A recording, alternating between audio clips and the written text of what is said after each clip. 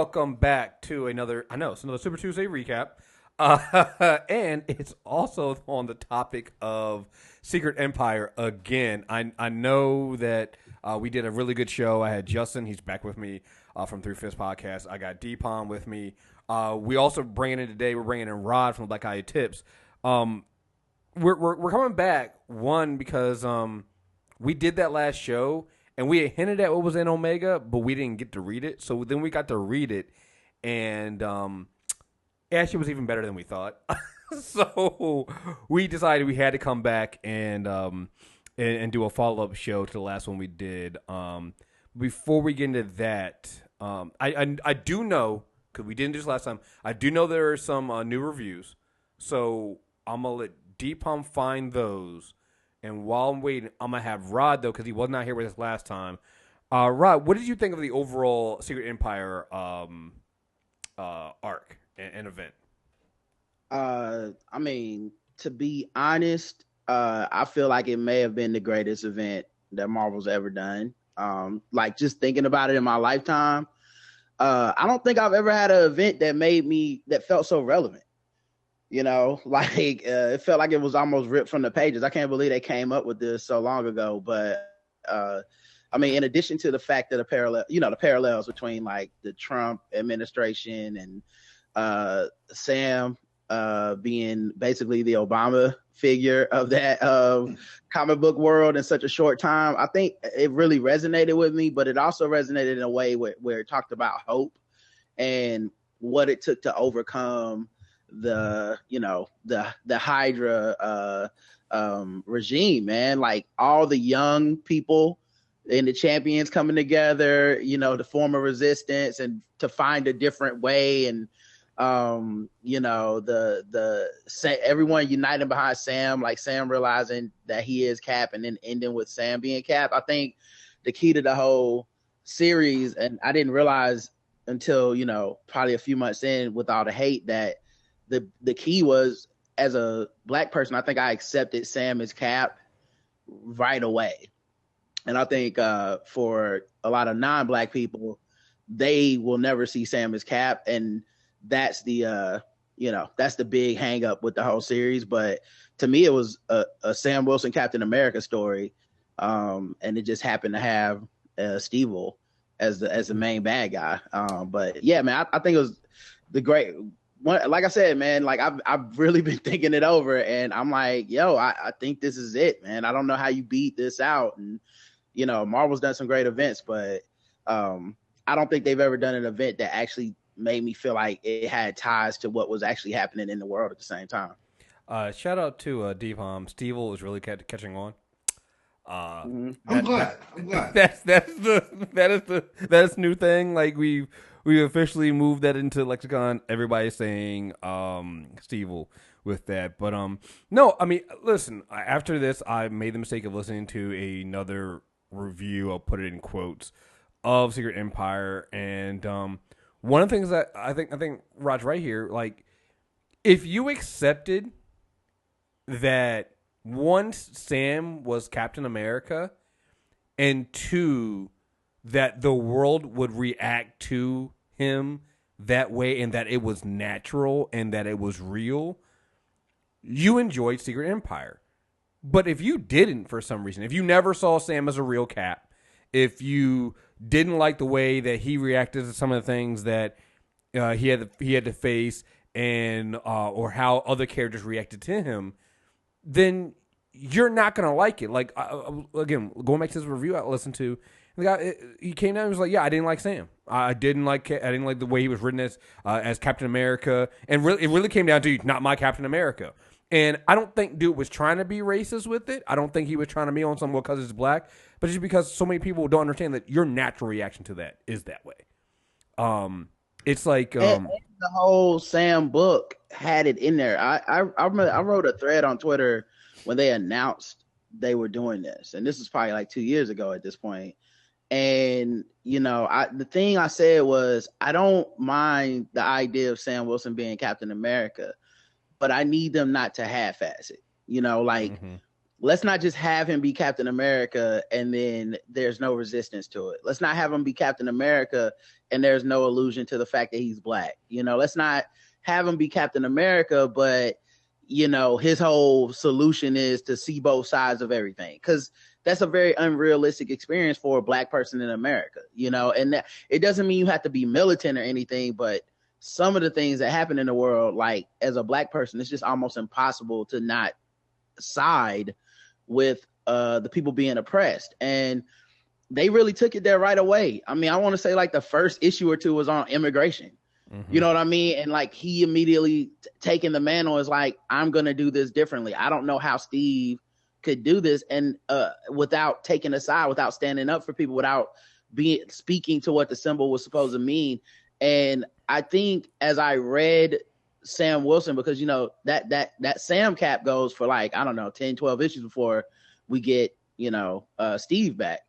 And I remember reading that and I thought to myself, like, wait a minute, how is Cap a good person if America was this fucked up and he was never involving himself in these conflicts? You know what I mean? He was always kind of like, I'll just unite everybody by seeing I'm a good symbol and a good person and all that stuff. And when you see like Sam's actually going out and being like, actually, this police brutality thing is completely wrong and we don't need this. Like I'm like, yeah, why do we never have, you know, Steve saying that? Where like, does Steve not care? Does Black Lives Matter not? Like that just never comes up to Steve. Like, why is he able to exist in a world where that's his country? These are his countrymen, and he has no say in the matter.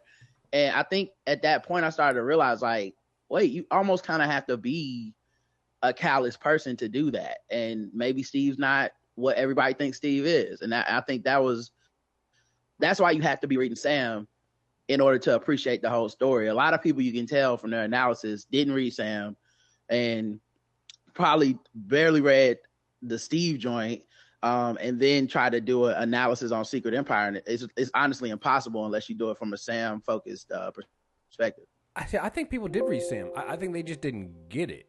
Because I'll put a perfect example. I know we've all probably seen the you know, they always do the preview. So there's that preview of Superman in front of the immigrants, right? Protecting the immigrants this week. It came out. I don't know. Hey, Devon, you know what book that is?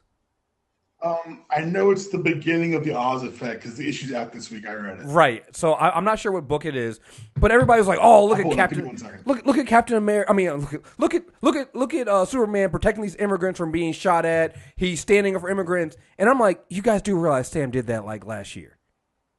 But it was the contrast between how people saw that versus what Sam has been doing was just like that was issue 1 of Nick Spencer's book.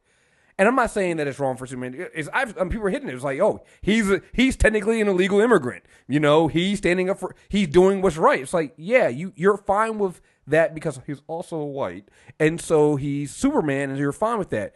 But when Sam did it, you didn't see that as Captain America standing up against immigrants. You didn't see it that way. Some of us did, but you didn't.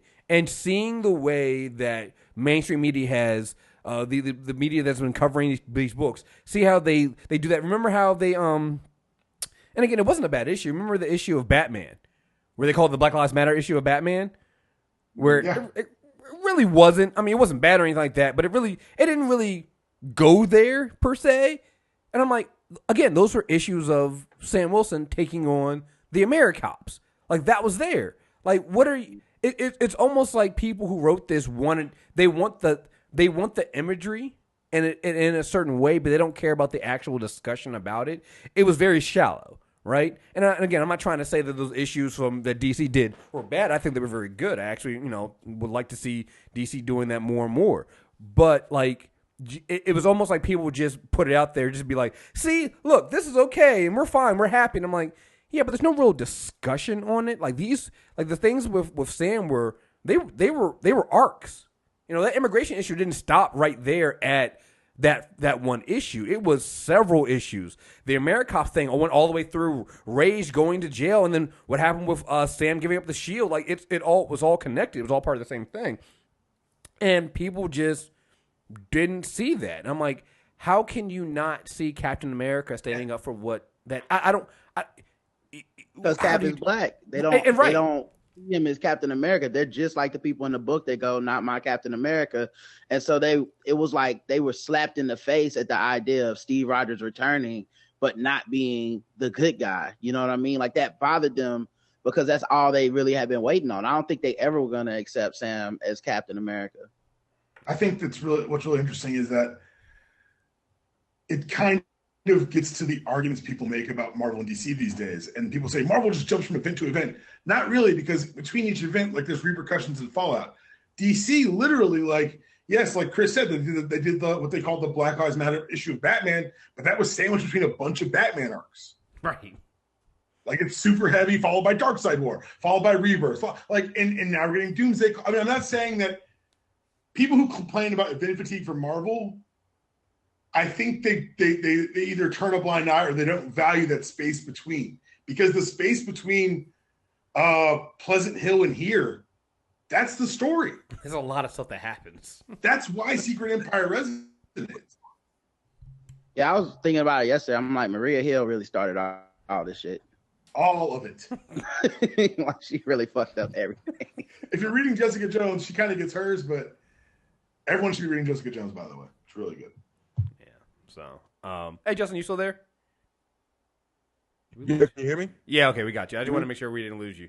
So, yeah. So, but yeah. I mean, it's just been kind of weird. So we get the Omega issue, and again, when we finished Secret Empire and we did our episode, we were already talking about some of the hot takes. We were saying nothing lasts, and we kind of pointed out, hey, listen, you guys do realize Steve will still around.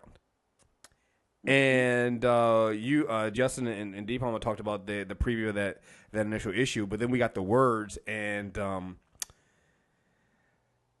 that entire issue is just nothing but bars.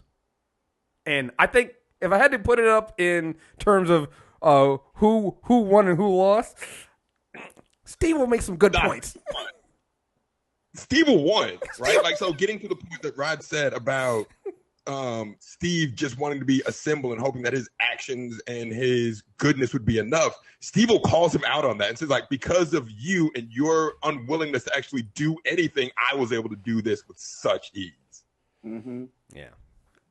Yeah, I love the way that Good Steve kind of flipped it to be like, well, good. I don't want people to trust in the government. And I always said they shouldn't just trust in a symbol. So this is like, you've made people more wary, but dude was also like, Steve will hit the nail on the head. And I'm like I said, man, I don't know if Nick Spencer can see the future or what the fuck, but when he says, I made them go from not like just thinking about this fictional kind of Hydra world to wanting to take the world back to Hydra. And I'm like, make America great again. Exactly. Yeah, I mean, the crazy thing about this is, I don't think nobody really talks about is, Hydra for the last few years has kind of been almost a joke, right? They haven't really been like, you see Hydra, you're like, oh, okay. Not just the last few years, since about the early 90s. Right. Like, Hydra has been like, oh, right. It's been, it's Hydra. Oh, let's take care of these losers. The Hydra going forward from this, they're going to be fighting with a purpose. They're going to be fighting for because they believe they had their birthright. They believe they had their country their history taken from them. They're going to be fighting, like, there's the people you never want to fight are the true believers. When you get, like, at the end of this, it's jumping all the way to the end, when the good Steve leaves and Steve was being told to get back into his cell, and the people that guard whispers "Hail Hydra" to him, I'm like, see, this is just all bad. This is just all bad because, again, Steve will won. Like, it's like, yo, now they believe. There are going to be people out there who want to go back to that. They're going to be, what else do I have that one? Let's see. I think I had it because it's like the very end. Maybe I don't. And he makes a point. He makes the point that, did I even violate the law? Like, everything I did, you guys gave me the power to do. Oh, I got that one. I love that. So the beginning of this is when Steve's like, "It's okay. You're going to be going to jail," and he's like, "Really? Will I? You people keep talking like I came to power by force. I didn't. You gave it to me. Your Congress passed the S.H.I.E.L.D. Act, the law that said in the event of emergency, the director of S.H.I.E.L.D. could take absolute control of the country if you asked them to. And you did. I happened to be director of S.H.I.E.L.D. at the time. Now, that wasn't a job I campaigned for or sought. I was asked to do it, which he was. Again, if you haven't read, is it Civil War The Oath? Civil War II The Oath? That's where it comes from. Yep. Read that. That tells. I think we talked about that one before. That also gives you the whole setup where he kind of talking over Tony's body in a comatose state. They asked me because they couldn't find anyone else that could be trusted. This goes to why it had to be Steve. I've been seeing people go, "Oh no, it could be some other villain, somebody else." No, because then everybody would have questioned it. It had to be Steve. They asked me because they. Real quick. Mm-hmm. So like the Packers that we listened to, they said that they would have been more comfortable if it was like a Zemo, right? Yeah. They didn't want to see their symbol corrupted. They didn't want to see what they see as like the American ideal corrupted. And I think like for us, because of our lived experiences, that was natural for us because the American ideal has never been that. Like Magneto told Steve, that flag has always been used to oppress us. So like I don't see the difference between Hydra and America. Right. So the crazy thing is, I was rereading some early 2000s Marvel stuff just for whatever reason. And when you like take a real good look at like Dark Reign and Siege, that's this story, but it's Norman Osborn, so it doesn't feel as weird. Right. Norman Osborn takes over S.H.I.E.L.D., turns it into Hammer. Mm-hmm. It's the smaller version of this story, but it's less unsettling because it's Norman fucking Osborn. And remember, we talked about that when we were talking about Peter, right? Because Peter kept going. You guys know he's crazy, right? He's going to turn. Yeah, he's fucking crazy. Peter's like, it's going to go bad. He's insane. Right. And the end of it, it's him, Wolverine, and Johnny Storm telling different people, "Told you so." You're right. It's just like, yo, we told you. He's fucking insane. But you can't do that when it's Steve because everybody's like, it's Steve Rogers. Exactly. That's also, he makes a great point in the in the discussion where he's like, "This is the people." Mm-hmm.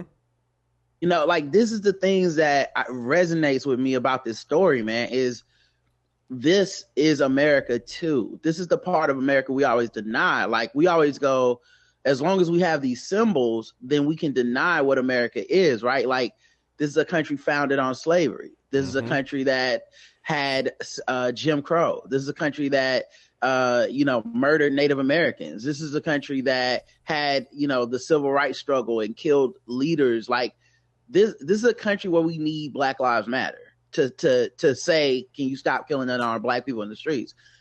The country that people like try to promote us as the highest ideals, those ideals don't always win, and they don't represent the ideals of everyone, right? Like, look at politically, we had a symbol in Obama that, he had an 8-year run, but the rest of the country just about was red. So like we like to pride ourselves on Obama is America, but we don't like to pride ourselves on Jeff Sessions is America. And I feel like this book strikes the heart of that, for at least for me as a Black man in America, of it's not that big of a difference between the things that Hydra looks at and the things that America looks at as what will make us better and stronger, right? With a totalitarian regime, violating people's privacy. These ideals are things that Black people have had done to us. So these, like, as a people, that for I think for white folks reading these books, it's like, oh no, this is so far fetched. It's so crazy. America can never just give in. And I'm like, are you looking at your TV right now? America can easily give up its highest quote unquote ideals under the right person. It doesn't take much. And I felt like that was the string Spencer pulled at. And that's why white folks kind of rejected this book. I mean, in mass, and even though it did sell well, but that's why they rejected the idea more so than anything else. Page 15. You don't like the odds. It's funny. Yeah. I told Steve Rogers no mutant would kneel. Clearly, I only meant to Hydra. The world is celebrating. They've defeated and overthrown fascist rule. They don't seem to understand that mutants always live under it. Yeah, that's Emma talking to. Hold on. Again.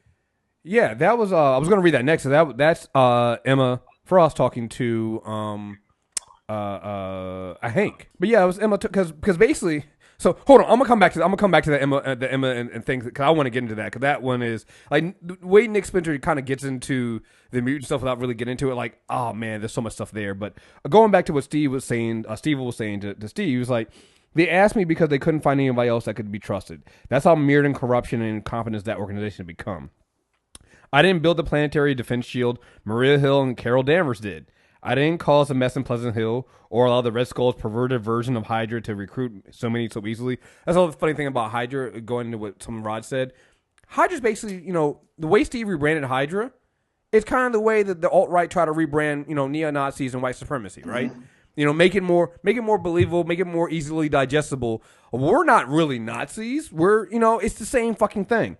And whatever I may have done, and I love this part here, because I've seen some people try to suggest that Nick Spencer changed the story because of the backlash. I'm like, if he changed anything, he might have changed a few things here or there to touch more into what was going on in real life. Because if he predicted this shit here, like he's just, I need to talk to him about lottery numbers, all right?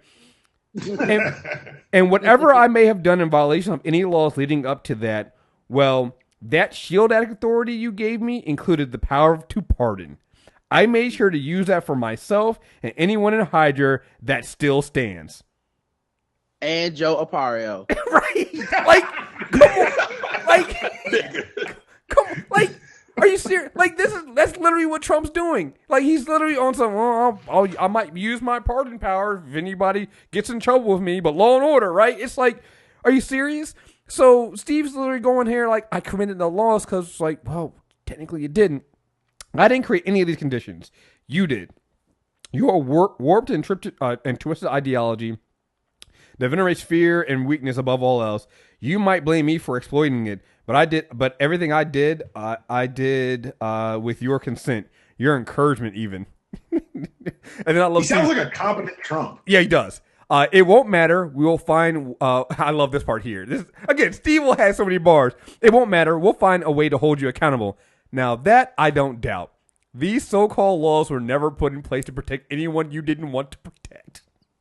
Like, God damn, right there. That right there. It's so real. Like, first of all, love how he switches to your when talking to Steve, and he's talking about the American people. Like he's not even talking about Steve anymore. He's literally saying America, like you are the symbol for America, even though you walked in here and rejected, like, no, I'm not. I'm just a man. I'm not trying. He's like, no, dog. You do think you represent America. Like, let's cut the shit. And I know how you think, so don't even try to pretend that that's not happening. But I love how he switches it, and it's so true of America. Like, we violate the rights of the people that we consider the bad guys. We all the time. Like, we hold ourselves up to these ideals, but we still gonna have a Guantanamo. You know what I mean? Like, we hold up ourselves to these ideals, but we threw the Black Panthers in jail. Like this, like that is America too. And it's and it's always existed.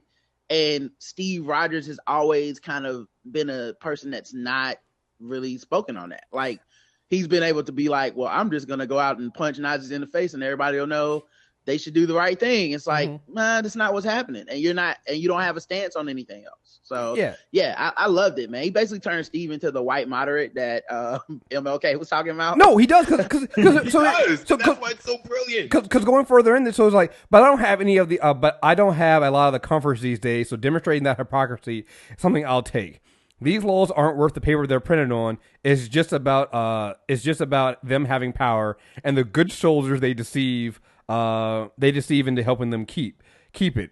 And then Steve says, I'll live with that if it means seeing you pay for all you've done. And I'm like, oh, Steve, you really are that white moderate. Like, you're not getting it. You're not understanding just what he's saying here. You're like, the fact that you're willing to make that compromise is part of the fucking problem. Like that's moving his point. Yeah, you're just like, yeah, dude, you're not getting it. Like, he's killing you right now, Steve. He's killing you. Like, yo, Steve has another part in there where he says, it's not me you need to be afraid of. And he points to Cap's chest. He points to Steve's chest. He says, it's them. You wear that flag. You represent the things that this country stands for. I say those ideals have been called into question. You made all these assumptions about what they were looking for from you, what they believe, what they're inspired by. Turns out, if anything, my methods are a good deal more in line with their hopes and dreams. Mm-hmm. Oh, Like, yeah. He's like, I offered them power and they took it. Come through, Evil Steve. Come through. Like this whole thing is basically just Steve reading America's like, look, this worked because of the people. I didn't do anything to them. I didn't brainwash them. I didn't mind control them. I didn't hold them hostage. I gave them what they wanted. And the best part is when a couple pages before that, on that double page splash, when they have that back and forth, beautifully illustrated conversation. Oh, yeah. When he explains to him what the biggest issue now is. That isn't what happened. Hydra had won the war. The Allies used the cube to change that, to create all of this. You are the ones who have been turned. And Steve replies, you can't possibly still believe that. That was all an invention of Kobik. Steve will, of course, says, you say chicken, I say egg, but that's not your problem. I'll go to my grave believing the reality I grew up in, the reality I fought for is the true one. You know that. No, your problem is that I'm not the only one who believes it. This is Hydra's heart now, you see, the knowledge of the world that was. Like, and how our rightful reign was denied to us twice. For everyone who says Hail Hydra, it's no longer about taking over the world, it's about taking it back. Like, what the fuck, Nick? Listen, tell me that part of the book didn't make you think about these Confederate monuments, though. Oh. How white The people Hydra symbol is a Confederate monument to me. right, white people have one version of the history of America, and black people have this true history of like, that's not what those. It wasn't a brave war. Well, it was about heritage, not hate. Well, it was about owning my ancestors. It was about northern aggression. Yeah, northern aggression to say stop owning slaves. Like that is that part right there where he's like, listen, it doesn't even matter what's right anymore. People feel like Hydra's right, and that's enough. That's enough to get them to be a problem and do the fighting for me. I don't have to do shit anymore. And then so you take this conversation that's happening right here, and the only time, I mean, they do have a little thing where they go and they kind of hint at Bucky trying to go after and find out if Natasha Black Widow still alive. But the other little sidetrack is in New Tyon with the mutants, and when you look at what they had, like Steve's trying to say all the stuff that Steve was like, no, you're wrong, while what's happening to the mutants is exactly what Steve was talking about. Basically, what they did with this is they're saying that treaty we gave you, that gave you part of California, is null and void. So instead of just telling people we're going to void that treaty, which after Native Americans, America does that shit all the fucking time, right? You know, we said we're not going to drill here. Fuck it, it's our land. You know, we're taking it back from. We're going to do it anyway. Fuck your treaty, right? What they did was, not only did they just sit there and say, no, this is not right, we're coming in, you guys got to move out of here. They brought Sentinels in. They brought this. They brought the one thing that will give mutants fear. They brought and then claimed it was for their own protection, and they used Sentinels to destroy the mutants' home. And then that you get that conversation with Hank and Emma, and you're just like, God damn, you guys are still doing it. Like you didn't learn anything. You're making the same mistakes over and over again. You're being just as evil, and you got Steve over here talking about some of the goodness of America, and I'm like, yo, your American government just destroyed the home of the mutants. What really gets me is in that first panel, you see the soldiers taking down the flag of New Tyon and putting up the American flag while destroying the homes of the mutants. Yes. Which goes back to the panel with Magneto from the Steve Rogers research. You'll tear down the old flag and put one up. Come on, man. It's so good, yo. And keep in mind that this is a mutant population that almost went extinct, had to live off the planet. Like low key, mutants kind of became the Native Americans of the book for the comic book world for a minute, because like they literally were living on a reservation as far as Hydra was concerned. You know what I mean? And then this last thing, instead of it being a welcome back to humanity, mutants, welcome back to the world, it's become a, like you said, as they tear down the symbol and put up the flag, it's almost like now you don't have anywhere to go. Like, what are you going to do now? How's it going to go back to normal after all this shit, you know? Right. And the other good thing I like about that conversation between Hank and Emma is it's kind of, again, juxtaposed with the conversation that Steve and Steve are having, talking about what they believe in. You have Hank saying, a glimpse of what we could be. For generations of mutants, though, you've given them a map to some better place. I have to believe there's something of worth in that, something history will smile upon. Yes, and when those history books are written, I won't be mentioned except as a villain. They'll never know what I did here. They'll never know who their queen was. And I'm like, yeah. Emma's going to always be viewed as a villain, even though, she's trying to do the right thing here. It's gonna be fucked up. Another great panel here I love is when Steve says to Steve why he came. Is because it was during the cleanup after the Battle of Washington I came across a little boy trapped in the rubble. I reached out to him and he flinched, pulled away. He was afraid of me. And I realized this would be my life now. That even though the world has seen us fight, even with Stark's company spending millions to explain what happened to me, on some level this would always be there. There would always be a scar. Which, again, goes back to people saying, oh, well, nothing really happened. It's just going to go back to the same. It's like, no. Steve's always going to be viewed as tarnished. He's going to have to work to get that to get away from that. So, yeah, man. Yeah. This shit. So good. Yeah, I don't know. I honestly, at this point, don't know what people were expecting. Well, actually, I know. What book they read, man. Yeah, I don't. I don't. We're not making things up. We're reading straight from this book. We're reading. I mean, if we could change a couple things here and there, and it would be like me reading the weekly report from what's happening in real life, right? But isn't that our lived experience though, right? Not just with this comic, just our lived experiences. We're telling people no, this is what it is. How often are we told, nah, man, it's not that bad. Nah, man, it's not that. Nah, man, it's not that. And then it happens and oh, maybe we should have listened to black people in the first place. No, they always say they're surprised. I'm so shocked. I love seeing the pulpit of America, the bully pulpit that he pulls, when he goes to the UN. Mm-hmm. Because that's the reality of the office, right? The reason you don't just let anybody have the authority of America and wield it is because America's authority, for the most part, goes unquestioned. So, to see him do that is kind of what it felt like? It feels like D. Palm just said, it feels like every time someone says they're shocked that something Trump got away with, and I'm like, but y'all put him in the highest office in the land. Mm-hmm.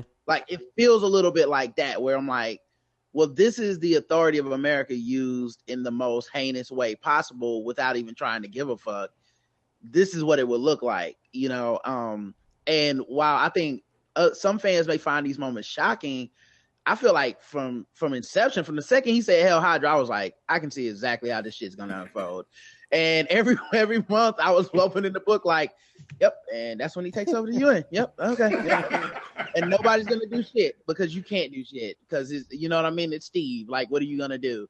You don't want to go to war with us, and you definitely don't want to go to war with Captain America and Hydra. So it's happening. There were just so many things that him killing the Red Skull was almost like when Donald Trump mocked the whole RNC ticket, everybody on the ballot, where it's oh no, I'm the new kind of evil. This the evil you were doing. I'm done code switching. We're done doing all this these meticulous plans. Nope, we're just taking it over. Red Skull was literally changing minds using Charles Xavier's brain, and Captain America's no, we're just telling what we're gonna do. Right. Yeah. Right. To me, Steve is basically saying this is why you don't do a Patriot Act, because the next dude might be Barack Obama, but the dude after that might be Trump, and he got the Patriot Act on his side. Now he's just looking into his enemies, Twitter accounts or whatever. Now he's just now he's using it for petty purposes and not all the things we were afraid of. So I felt like, and maybe it's because Nick Spencer was coming from a background of kind of having been, one of these people on the side of Republicans or something at one point. Maybe he's coming from that background and seeing okay, yeah, this is the worst nightmare of this, of America, for a lot of people, this unquestioned authority and stuff. So yeah, man, and then like I said, not enough credit is given to the fact that it took a coalition to bring him down. Mm-hmm. You know what I mean? Like all these people that like the bigger picture is all of these books that a lot of especially white male shop owners have been trying to say like they're killing Marvel because it's too diverse. You know, who wants to read books about black girls and Muslims and you know what I mean? Like they've been like they didn't come out and just say I don't want your black shit, but they basically like, you know, Tony Stark is being replaced by a black girl. You know, Bruce Banner is being replaced by an Asian dude.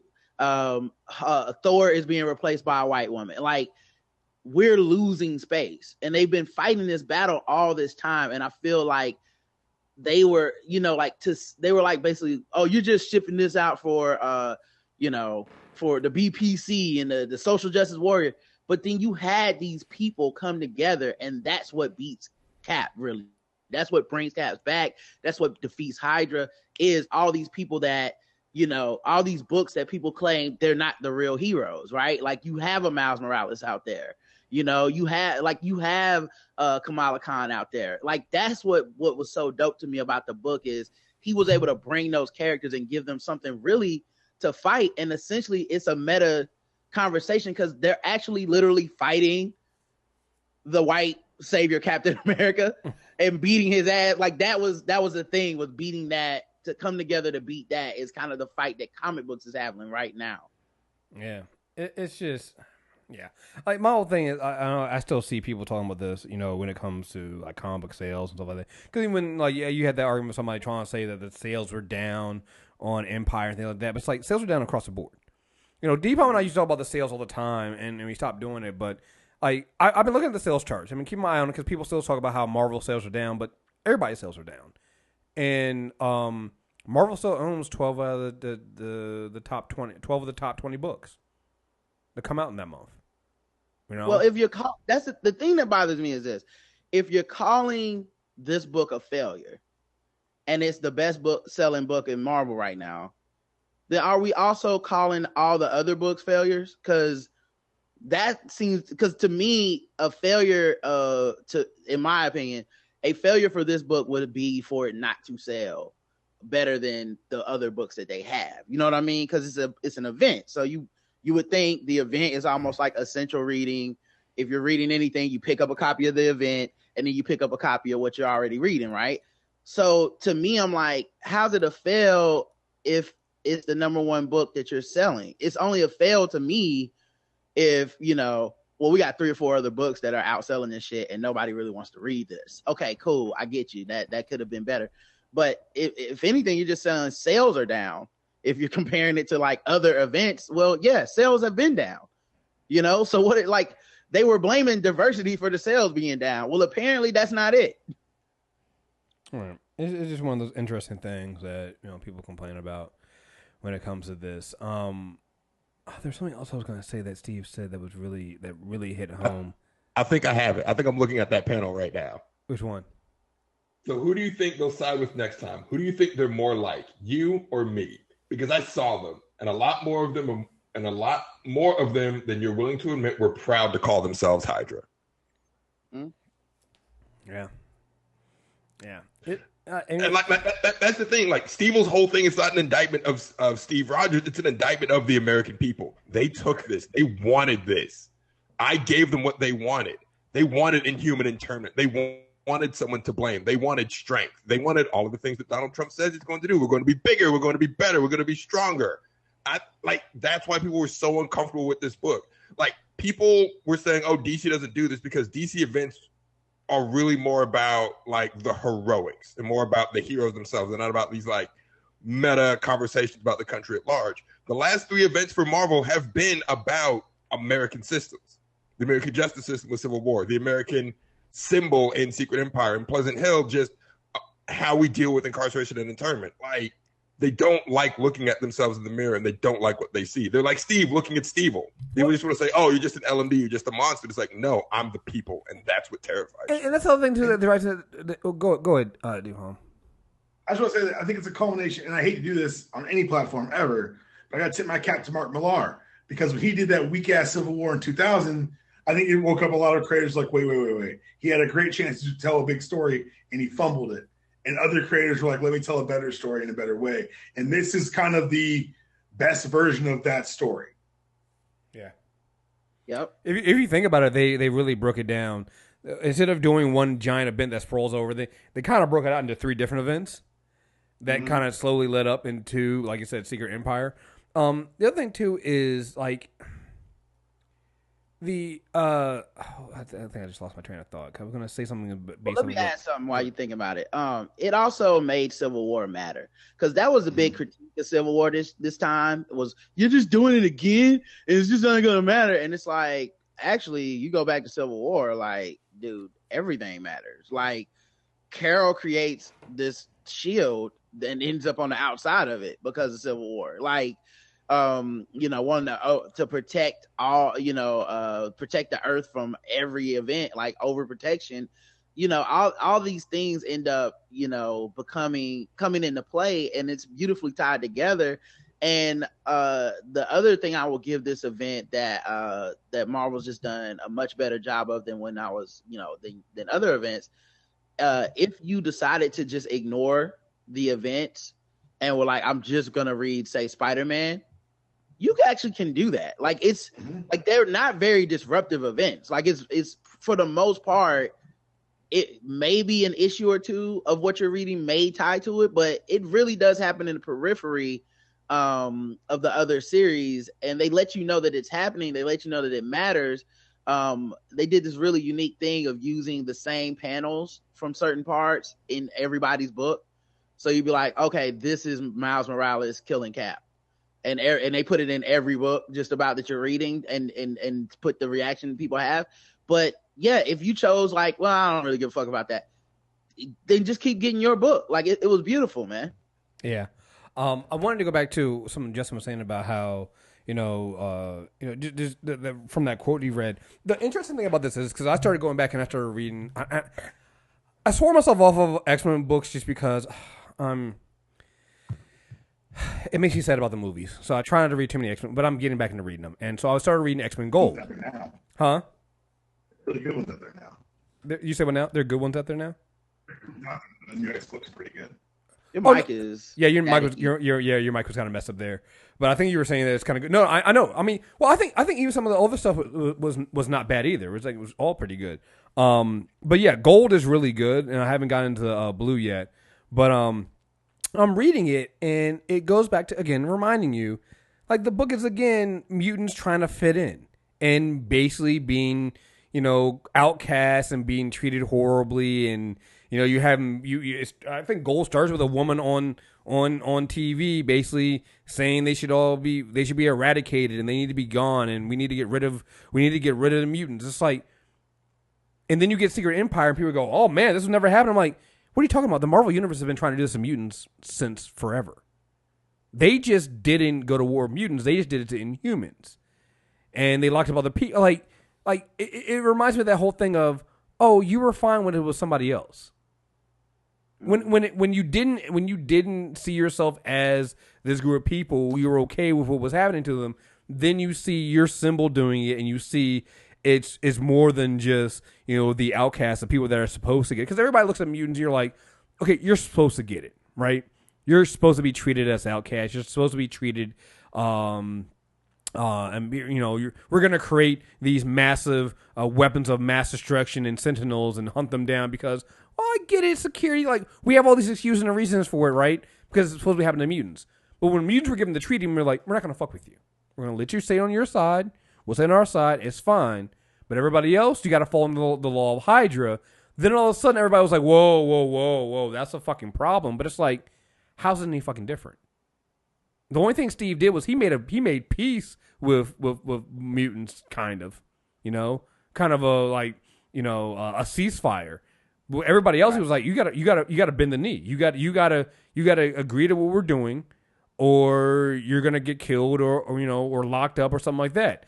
Then all of a sudden, people are like, whoa, this is getting too real. I'm like, this is exactly what they've been doing to mutants. Exactly, like the entire history of mutants in the Marvel Cinematic and in Marvel Universe is this.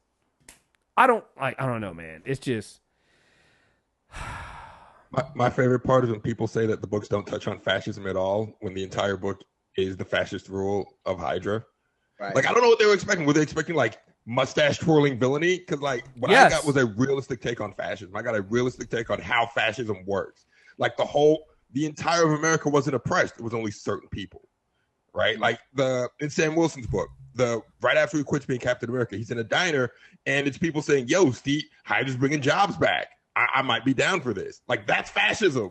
Fascism isn't everybody in poverty and chains like, "Oh, woe is me." Fascism is two guys in a diner saying, "Yo, maybe this isn't that bad because I'm not getting fucked with." Maybe it, economy first, racial justice second, that kind of stuff. Yeah, that's why people was getting on us when we sit there and we were like, not to get too political, but it's like the reason why I always kind of hesitant when Bernie says some shit is like, I'm like, too many people believe what you say, and that if somehow we just focus on the economy, things will be okay, but that's never happened.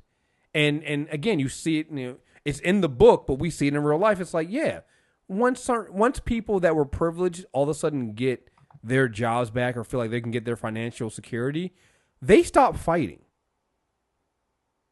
So yeah, see, Hydra brought jobs back, so maybe it's not that bad. Meanwhile, there's a woman and her daughter are about to be viciously beat because her daughter's an Inhuman, but Hydra's bringing jobs back. It's like, come on, like this is why people are so wary of that kind of stuff. Well, people of color are so wary of this stuff, and to me, it's not surprised that a lot of the hot takes were white people who just didn't understand. And you're talking about the same thing I was talking about. Like they mentioned that there was no mentions or no real mention, didn't really address fascism. And I'm like, the entire book is.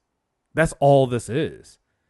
Like there's like the big moments, but the small moments are the real fascist moments. They're the real ones that are really, really bad. So I don't know, man. It just drives me. Well, again, it forces them to take a really uncomfortable look at themselves, right? Like, it's easy to paint oppression, to paint fascism, even sexism or racism as these monstrous acts that occur in the dark. It's way harder to acknowledge that it's not the monsters that are committing this. It's your neighbor, it's your friend, it's your brother, it's your coworker, right? They don't want to admit that. That's why it's, if it was Zemo, I'd be more comfortable. No, it's America doing this. Yeah, nobody would believe. Yeah, if it was Zemo, like what? Yeah, I mean, again, it's just one of those things that, listen to that, it just drove me crazy. Like, what? It's one of those things that I know it seems like comic books, but it really shows you the divide and why life can be so frustrating. I think that's what's driven me so crazy about the Secret Empire debates and why they kind of just make my head hurt is because I'm not just arguing about comic books. I'm arguing about life. I'm arguing about what I see every day. Like, I'm gonna talk about this on the Insane Check today, but like I literally had that tweet about, they're doing the same, the Red Sparrow trailer. If you haven't seen it, it's basically Jennifer Lawrence is basically, they're kind of doing the Black Widow type deal movie where she's a Russian spy and blah blah blah blah. And I'm like, man, they've done this movie they tried this movie 3 different times with 3 different white women. And the thing I'm saying is, like, they keep picking white women. They keep picking white people because men have done the same thing in spy films, right? And the amount of people that have just come at me on they keep doing it with men. So women can't have films. I'm like, yeah, but I'm talking about. It's interesting to me that you took white out of that, and you immediately just assumed that I'm attacking all. You immediately assume that white women meant all women. Mm-hmm. Like, that's your default is that all women means white women. So when I attack white women, you saw and there were white women, white feminists. Some of them I even know have complained about Secret Empire. That's the funny thing about this, right? And I'm like, it's interesting to me that and then they went off in you go to the timeline, they went off on my tweet about they keep men can do all these films and just you see how women get something in and all of a sudden I'm like, you do realize I'm mentioning that there's white women. I'm like, why does it have to be white women?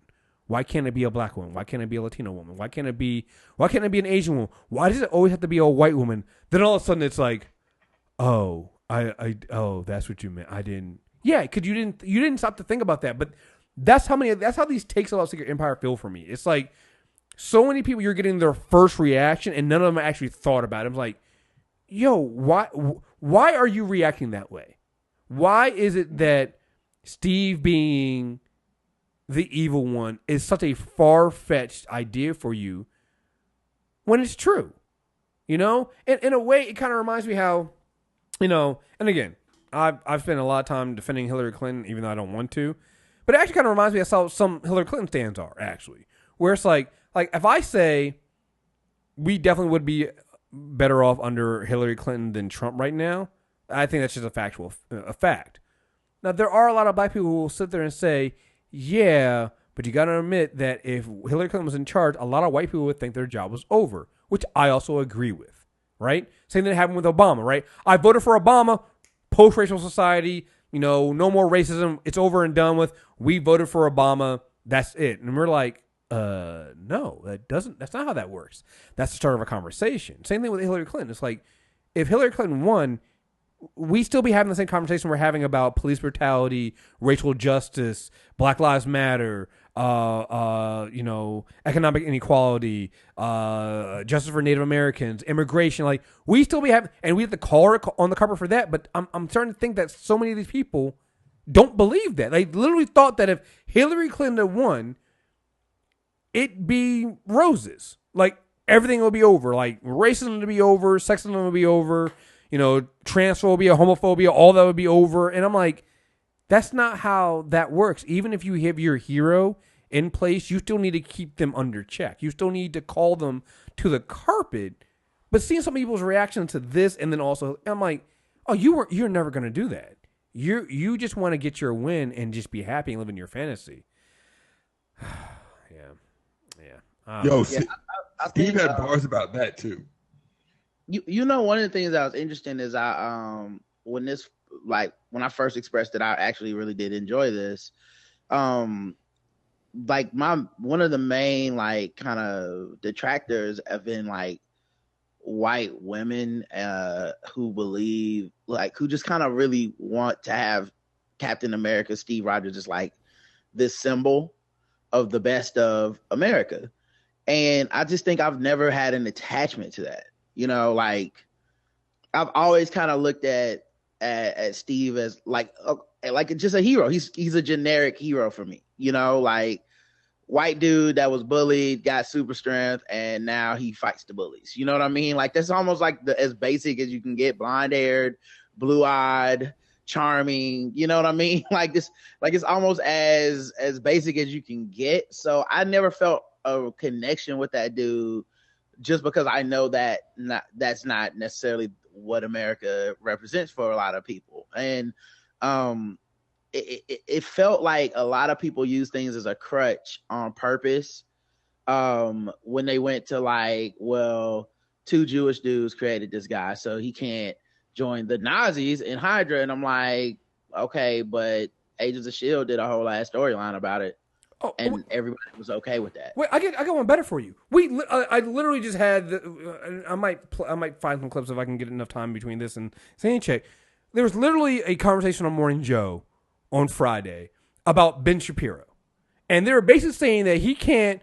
They were calling him a white. The protesters out in Berkeley were calling him a white supremacist and calling him all these names. And they were like, he can't be because he's Jewish and he gets attacked with anti-Semitism all the time. And I'm like, motherfucker, doesn't work that way.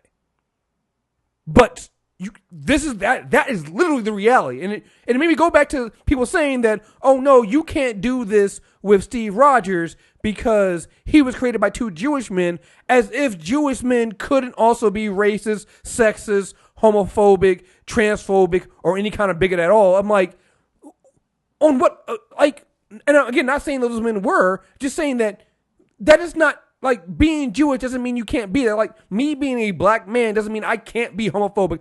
Doesn't mean I can't be transphobic. Doesn't mean I can't be sexist. What are you talking about? That is just, it's not only is it's stupid creatively to limit creators that way, it doesn't make sense in reality because the world doesn't work that way.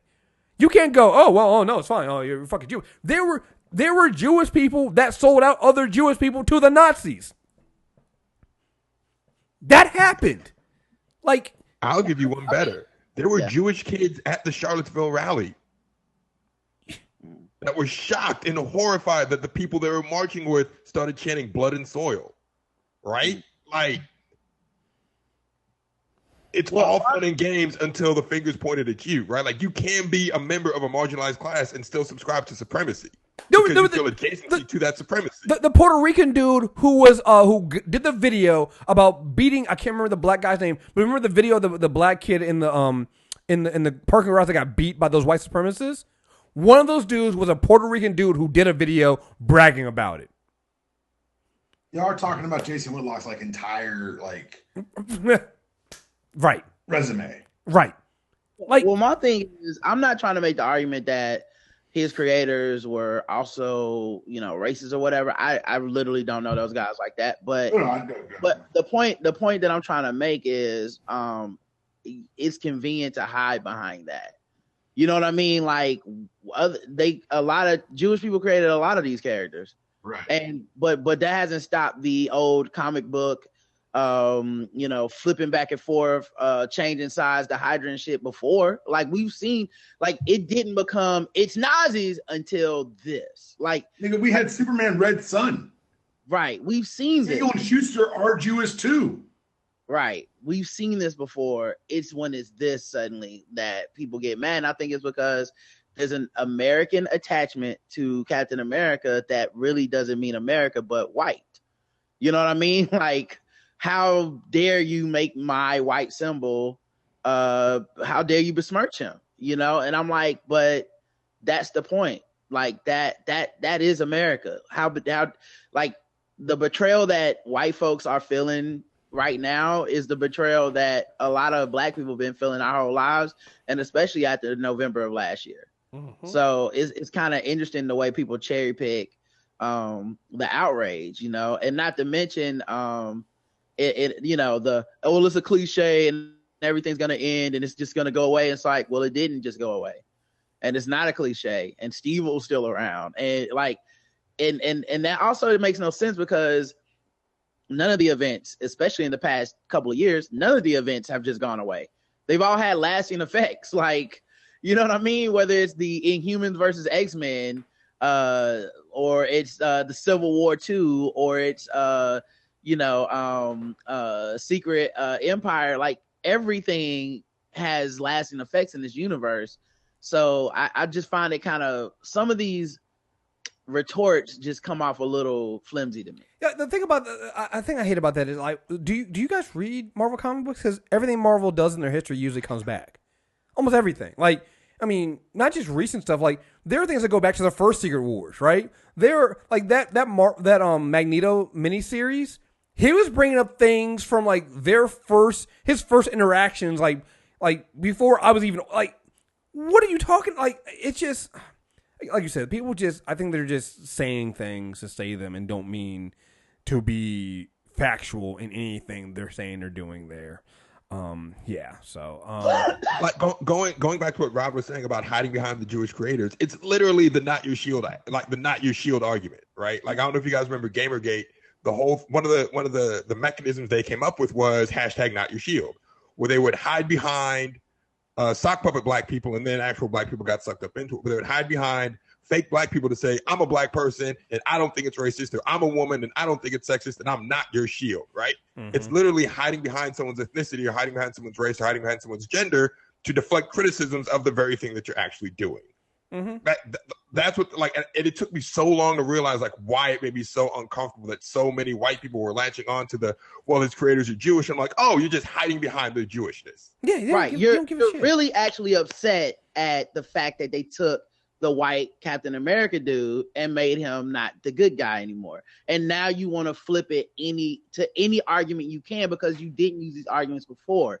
You know, like I said, the fact that these people never really accepted Sam as Cap, that shit is a big tell.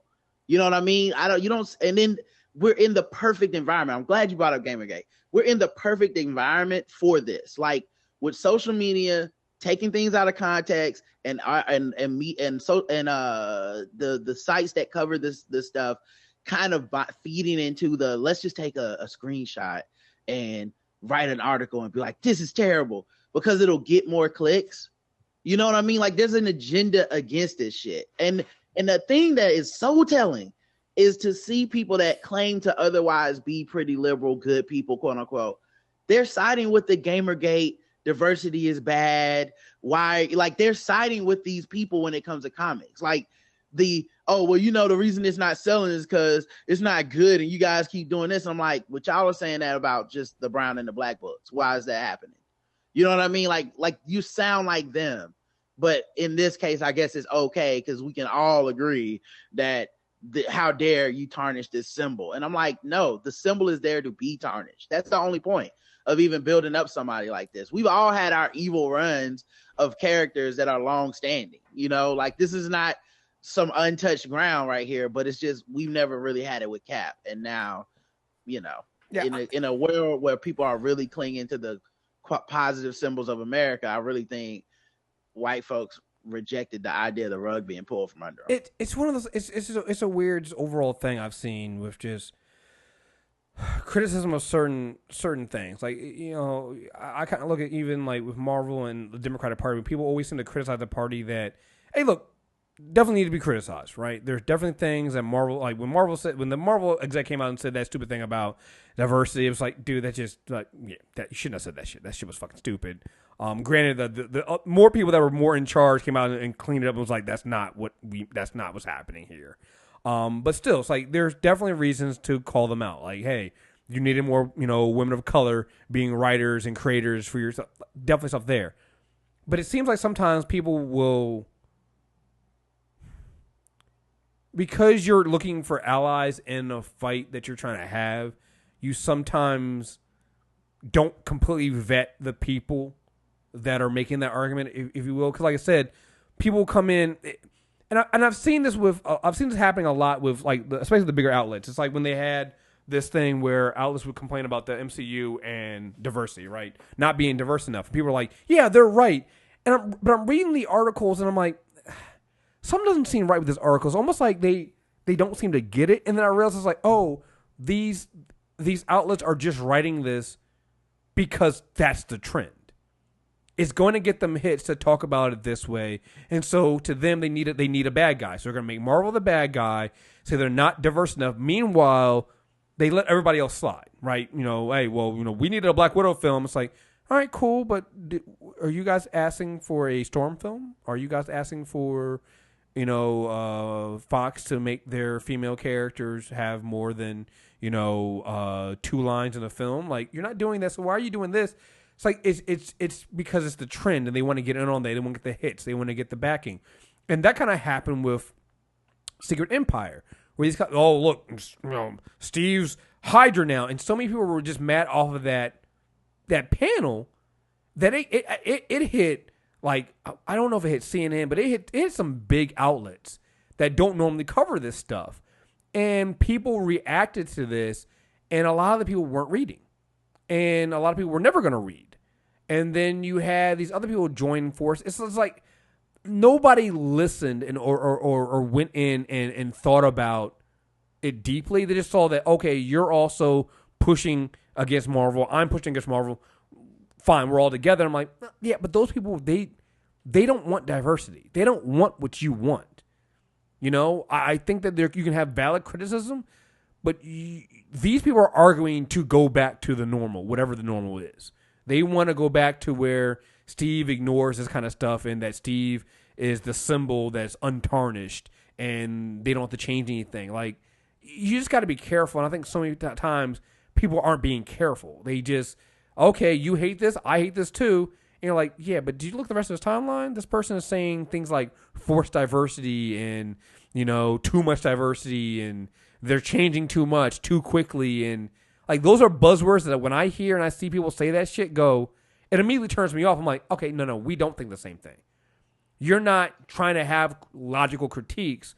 You just don't want any of this new shit. Like, you're afraid of change. You're not actually trying to have a critical discussion that, hey, you can do this better. You know, it just drives me crazy. Like it. I'm looking forward to the trial of Steve Rogers and what they do with that. because they could go some good places with that. Yeah. Like that'll be like, because the fact that they even mentioned it in the Omega book, I was like, cool. Maybe we can see Matt Murdock, Jennifer Walters get involved. Like, I would actually read the hell out of that. Yo, I thought about that because I was thinking the same thing. I was like, I would love to have a trial of Steve Rogers with Matt Murdock having to defend him.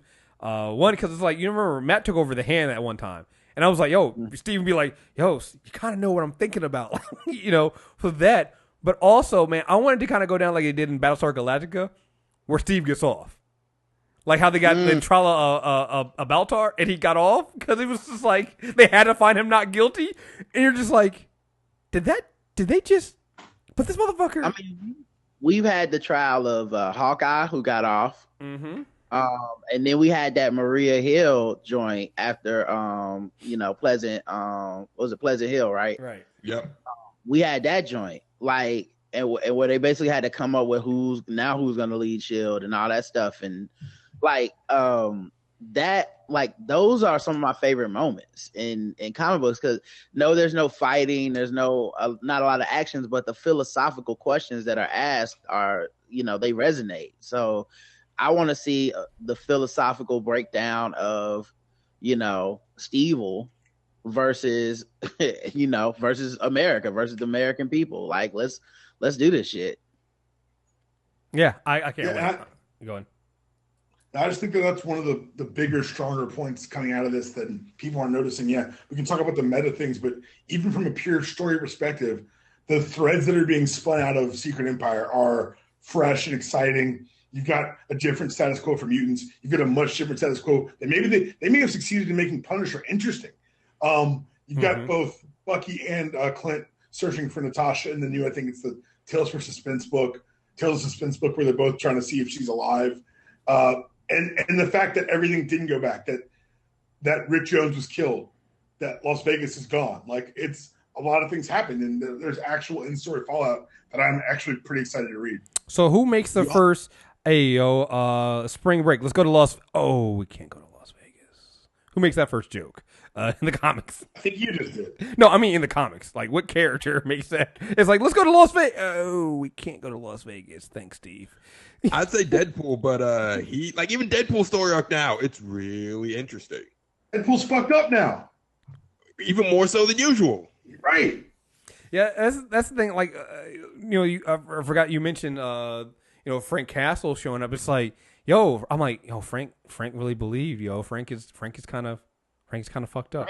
Frank turned into Inglourious Bastards, dog. Right. He's about to be just down Hydra, killing motherfuckers. Like, Frank's mad as shit. Like, he trusts Steve. I wish they hadn't have showed the cover for the new War Machine or the new Punisher, because now him getting the suit makes sense. And I wish like that moment wouldn't have been spoiled. Well, I think this is, if there's one thing that I will say to like and I get they have to do this because they're trying to generate, and honestly, they have to generate the interest in the books. I kind of wish they would stop spoiling some of this stuff, because I think that people get reactions to it, and I don't know. I would like to see the return on investment. I would like to see on how many people see this stuff and really go out there and buy it, weren't going to buy. Oh, I saw that cover, now I got to go get it. Versus people that goes, I'm out now already. Like, because when you the Magneto Hydra cover. Right, because people saw that and were like, "Oh, you're making Magneto Hydra," and it's like, no, like even now that possibility suit, he was basically trying to say that the original plan was for them to have Magneto Hydra, but they changed it. I was like, well, because why? Because of a variant cover? Like, that doesn't do. Like, you're speculating. Do you know how comics work? Right. People just like to lie, man. Like, do you know how many times we've seen comic book covers that literally do not have the characters on the cover in the comic book? Like, it happens all the fucking time. But it's like, I kind of wish that they would, like, I get they have to do that, but at the same time, it's like, in the age of social media, you gotta do a better job of either explaining it or you gotta change it around, because what happens is the image goes viral and people don't understand it. I was one of those people that not that I questioned it, but I was like, well, they're gonna put Punisher Frank in the War Machine. Oh, okay, I guess. But then when you see him in this one, the quick, and you see that he just feels betrayed and that he should never have believed in, like, I'm like, oh no, I can see why he's going to get into the suit and why Frank is going to be a fucking problem. And this is going to be really, really interesting. Him hunting down Hydra. Like, it's, I can understand that now. And I think that's the missing context what happens when you put these those panels out there. If people haven't been paying attention, then they don't know what's coming with that. And so I don't know how you fix that. Let's see. Here is, we got an email. Hey, Deepon, did we get any? We did get a review. Yeah, we had one talking about Defenders. Let me pull it back up. Okay, hold on. Let me get to this one then. This one, Romani. Thank you for this. I think they're talking about the last Super Tuesday we did. This and a Nerd Off are the only place that seemed to realize this was a Sam Wilson story. All different Cap gave us the juxtaposition 2 years ago, and we just didn't know it yet. They told Sam the Red Skull used the Cosmic Cube to change his backstory, and he's really just a thug. They said he was just a Hydra plant waiting undercover for the perfect time to strike. Sam rejects the lies about his past because he knows he's a hero. He's Captain America. We never believed he was just Nat Wilson, but everyone else did. Meanwhile, nobody in the universe or in the real world could bring themselves to believe Steve could be Hydra. That's what this whole run has been, not just that Steve could be brainwashed, but that he's the one the rest of the world would roll over for and hand their power to. Yep. It was Captain America who saved the world. Steve just did what we needed the other white people to do and check himself. Yeah. Yep. So, yeah, I mean, like I said, it's not much more can be said about that stuff, man. It's like you either read it or you didn't. And I think if you read it, actually read it and read the words, not just look at the pictures. Because I don't understand. I don't understand how you can even form your mouth to say some of the things we've heard if you read the words. Right? Like, if you read that conversation between the two Steves, how do you form your mouth to say some of the things you said? Like, unless you're just reading preview pages, or you're not reading at all, or you're skimming through it and you're not really digesting it, which I believe is probably what people are doing. Particularly if you have some of these people that are supposed to be reviewing comic books. I can only imagine that reviewing comic books is kind of like reviewing TV shows. If you have, like, I have a friend who gets DC previews. He gets a shit ton. He gets a shit ton of comics to read. So if you have a shit ton of comics to read, are you really reading them and digesting them, or are you reading through them as quickly as possible to get the key points so you can you can get your article out? Well, I also feel like saying that it's trash is just going to get you more clicks than Yep. good. Like, Valid. Some of these articles, I'm just like, okay, that's basically you. I mean, they write themselves. Take a screenshot and then be like, I can't believe what they're doing with Hydra Cap. And then, people click on it, read your synopsis in a way that they probably wouldn't have if you would have just put, the review of the latest issue of Secret Empire. Like, I don't think people click on that as fast as, this is outrageous what they're doing. Click on it to see. Isn't it disgusting? Like, so that's the thing. I mean, when I put in Secret Empire, Bleeding Cool had 2 or 3 links in the first Google results. You know what I mean? Like, and their articles are always negative. So it makes sense. I mean, you guys know Rich Johnston. Like, it makes sense that guy would have that angle and end up with the highest Google results. It pays in clicks and attention to have these opinions. It's just sad to see so many people go along with it rather than give the book a chance. But like I said, if you're not coming at it from a Sam Wilson as Cap perspective, you never were going to give this book a chance. Yeah. So, all right, we'll wrap this up with the review we got. Deep Home. Oh, newest review of Super Tuesday. Once again, same policy that we stole from Black Eye Tips. Thank you, Rod. Leave 5 stars, read it on the air.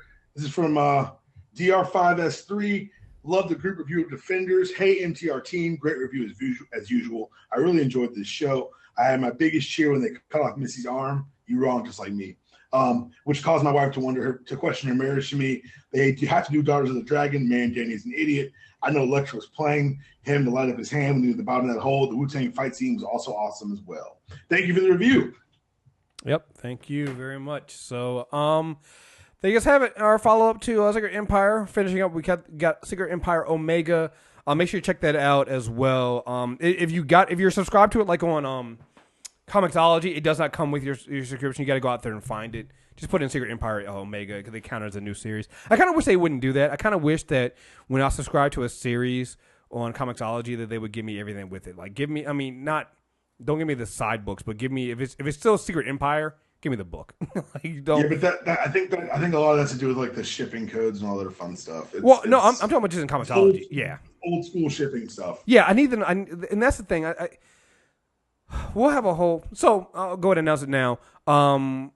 We're obviously coming forward soon with our Super Tuesday recap reviews of Agents of S.H.I.E.L.D., Supergirl, Inhumans, Arrow, Flash, all that stuff coming up there. But Deepalm and I are also going to be doing some more episodes, trying to do them. What do you want to say? Once a month? We'll try to do one. Once a month will work. We'll try to do once a month. We're going to call it Mailbag.